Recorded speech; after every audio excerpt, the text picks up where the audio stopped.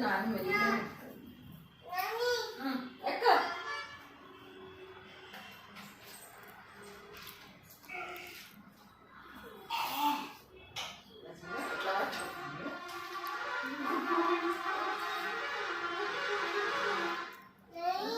ఈ చెట్టు నిలబడదు ఉన్నాం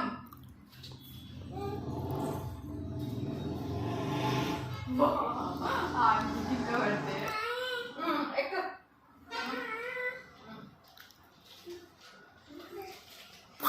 ఇది నిలబడ్డది నేను షాక్ అయ్యి అవతల పక్క దుంకగలము.